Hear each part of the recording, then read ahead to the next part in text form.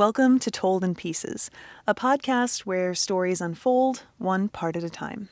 I'm your host, Catherine, and today we begin What We Carry, the part where I leave, a story about leaving the familiar behind in search of something more. This is part 1, Exit. It's time to go. After 25 years of living in and barely ever leaving this same town, I can feel it pressing down on me. Suffocating me. You know the type of place. Everyone knows everyone, and no one ever really leaves. You're born, you blend in, and then you die, preferably in the same zip code as your parents and their parents before them. The type of place middle-aged suburban housewives who watch Lifetime movies and read romance novels fantasize about. But for me, this place is a fucking nightmare.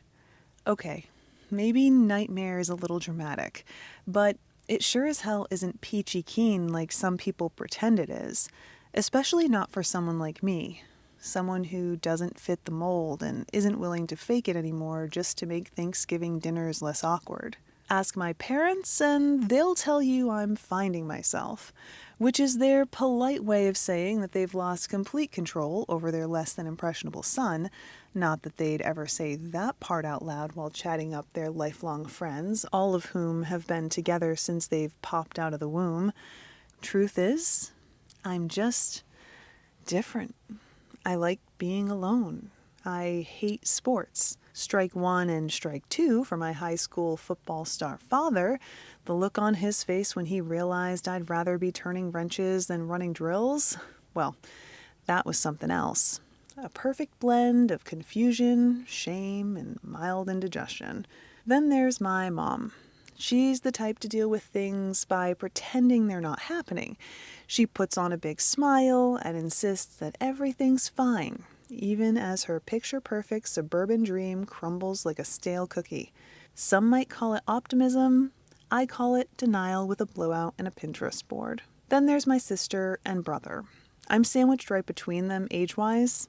Neither of them is much better than my parents or anyone else in this town.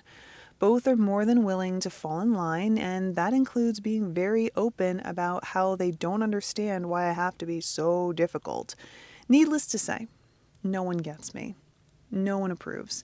And honestly, I've spent way too much time trying to earn it. That's why it's time to go, I mutter to myself, tugging on my gloves. Right, then left. I flex my fingers, make fists. Everything feels right. Solid.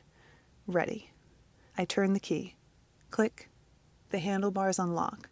I shift the bike's weight and nudge the kickstand with the heel of my boot, springing it into place.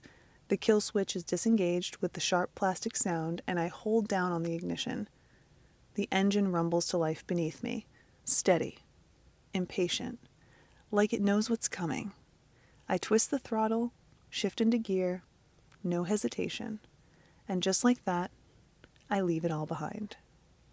Thank you so much for joining me for part 1 of What We Carry, the part where I leave, an original work of fiction written and read by me, Catherine Spohr. This is a story that's going to continue to unfold every week, and I hope that you'll consider joining me and finding out what happens next.